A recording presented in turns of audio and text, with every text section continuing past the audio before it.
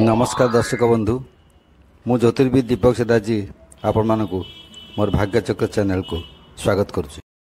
साधारण राशिचक्र आम जो नेचुरल जोडिया कौन साधारण राशिचक्र देखते एमती समस्त राशिचक्र थाए जातक आपमती गोटे चक्र थी यहाँ हूँ राशिचक्र। ए प्रथम देखते ऊपर जो घरटा थाए सीटा हूँ मेष घर, तापर वृष, तापर मिथुन, ए घरटा कर्कट, तापर सिंह, कन्या, तुला, बिछा, धनु, मकर, कुंभ एवं मीन यही क्रम राशिचक्र सब रही यह अपरिवर्तित यह सेमती थाए। अन्य ग्रह मान केवल परिवर्तन हो कि राशिचक्र फिक्स।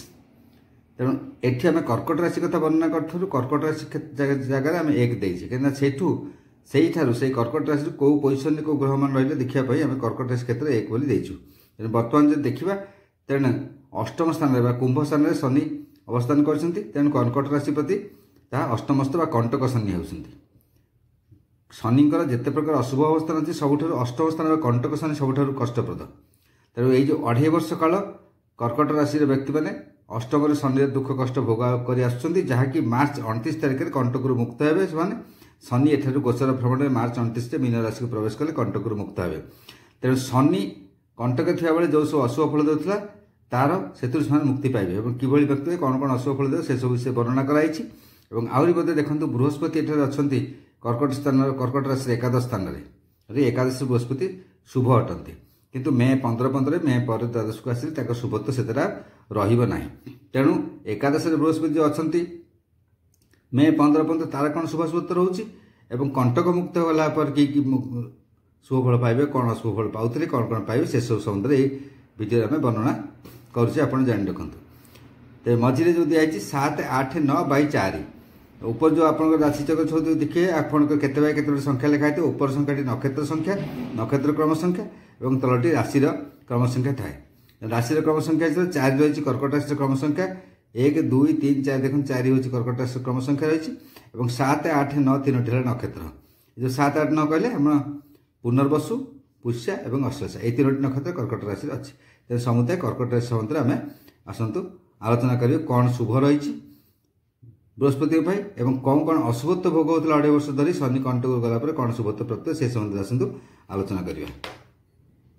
प्रथम देखी ना ये वृषरे बृहस्पति रहा फल कर्कट राशि जो एकादश स्थिति होची से एकादश स्थिति कौन कौन शुभ फल रही जहाँकि जोटा कि बृहस्पति मे 15 जाए सेठारे अवस्थान करेंगे।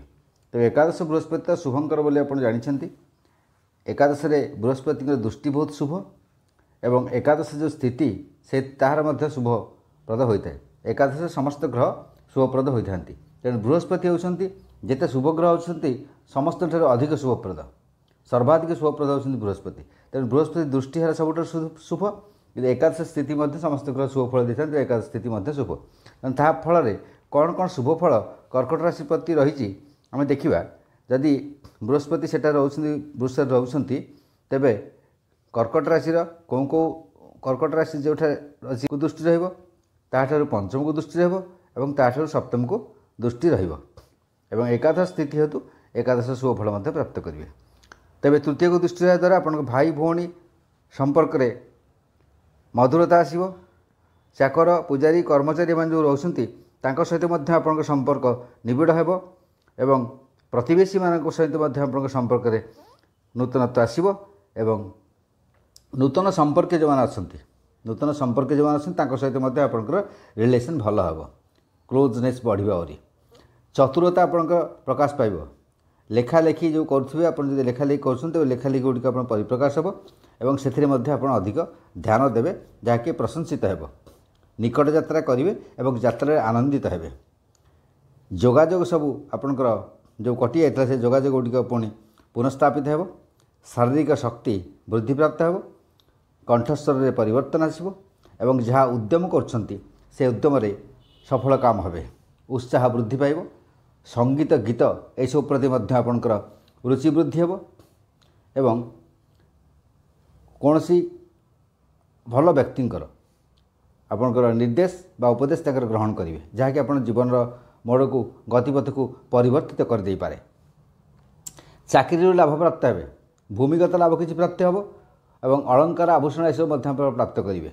तापर पंचम को दृष्टि फल संतान मानकर उन्नति हेब संतान जो पढ़ुंट बा जो चाकरी कर प्रोब्लेम थे से प्रोब्लेम समाधान हो से उन्नति हेब चिंता शक्ति आप डीप हम और डीप चिंता करी बहुत गभीर को चिंता करी चिंता शक्ति वृद्धि पाइब भल पाइबा आप भर वृद्धि पाइब समस्त को भल पाइबा जीवजंतु ठू मनुष्य ठू आरंभ कर समस्त को भल पाइबा आसिक भल पाइबा वृद्धि पाइब चतुरता बुद्धि ए सब परिप्रकाश हो एवं पूर्वजन्म में कौन जब पुण्य फल कर समय प्राप्त हो दूरदृष्टि संपन्न हे ऐश्वरिक शक्ति आप वृद्धि हो आध्यात्मिक शक्ति आप वृद्धि हो रचनात्मक कार्य किसी करेंगे सुनाम वृद्धि हो पाइबे महानता वृद्धि हो शिक्षा क्षेत्र में प्रगति हो जो उच्च शिक्षा क्षेत्र में प्रगति हो जदि बाधा प्राप्त होता है प्रगति हो एवं योजना गुड़िक सब फलवती हो जो गुड़िक योजना करुले प्लानिंग सब करुले होना समय फलवती हो एवं मूल्यवान दस्तावेज जो अच्छी से गुड़िक आपंकर सब प्रस्तुत करेंगे डॉक्यूमेंटेशन काम जितक अच्छी से गुड़िक आप सब क्लीयर करेंगे समय तंत्र मंत्र पूजा प्रतिकार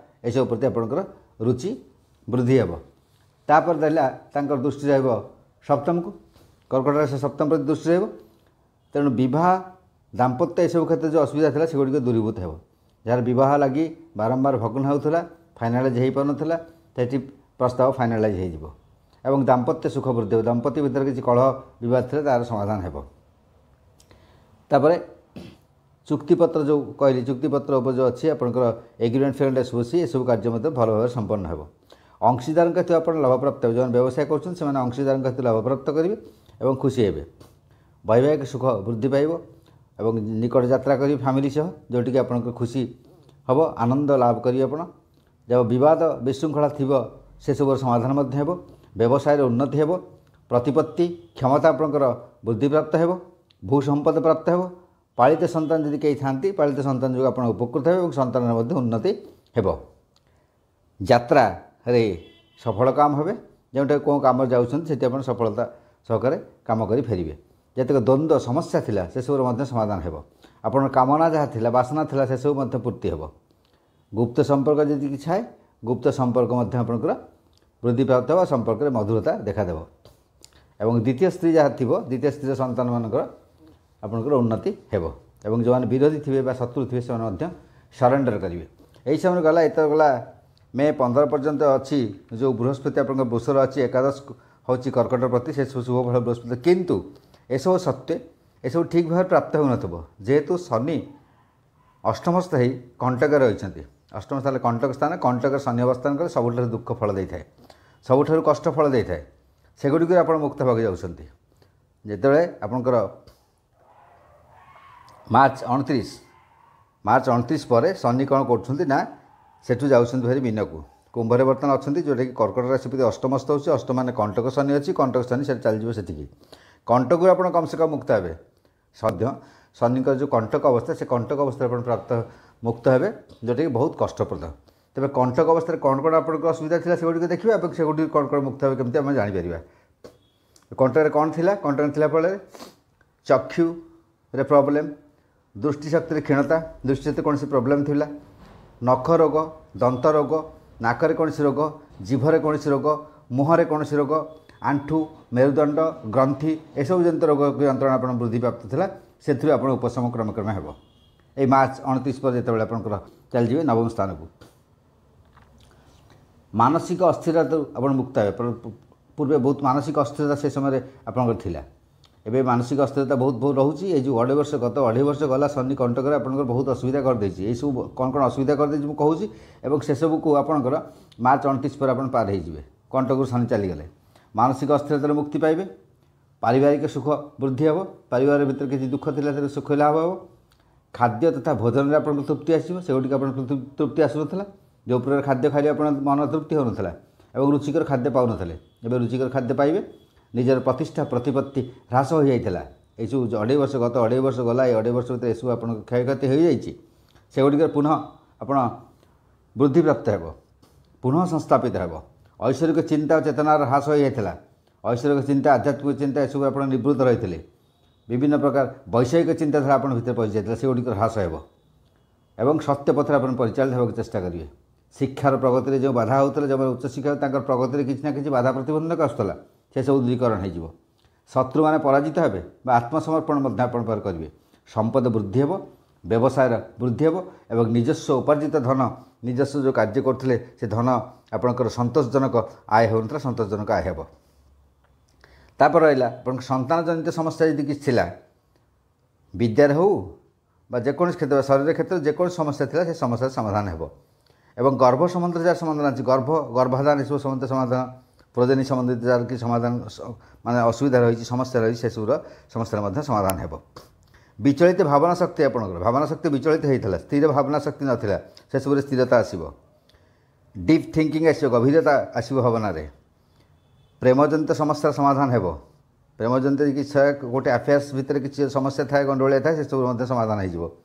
ପୂର୍ବଜନ୍ମର ସାପ ହେତୁକ ଦୁଃଖ ଆପଣ ପାଉଥିଲେ ଏହି ସମୟରେ, ଯେଉଁ 2.5 ବର୍ଷ ଭିତରେ ରହିଥିଲା କଣ୍ଟକ ଶନି, ଆପଣ ଏଇସବୁ ପାଉଥିଲେ, ଯେଉଁଟାକି ମାର୍ଚ୍ଚ 29 ତାରିଖ ମୁକ୍ତ ହେବେ।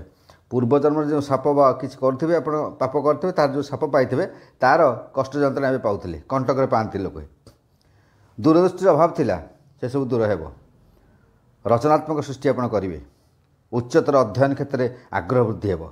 ଯାହା ଅସୂୟା ଭାବ ଜାଗ୍ରତ ହୋଇଥିଲା ଆପଣଙ୍କ ଅଧ୍ୟୟନ ପ୍ରତି ବା ଉଚ୍ଚତର ଏବେ ଆପଣ ଗୋଟେ ରହିଯାଇଥିଲେ, ପଢ଼ିବିନି, ଇଏ କରିବିନି, ସିଏ କରିବି, ଇଏ କରି ରହିଥିଲେ, ମାନସିକ ଅବସାଦ ଦେଖାଯାଉଥିଲା, କ'ଣ ହେବ କ'ଣ ନାହିଁ, ଏମିତି ଗୋଟେ ଅସୂୟା ଭାବ ଦେଖାଯାଇଥିଲା, ଅସୂୟା ଭାବ ମଧ୍ୟ ଦୂର ହୋଇଯିବ।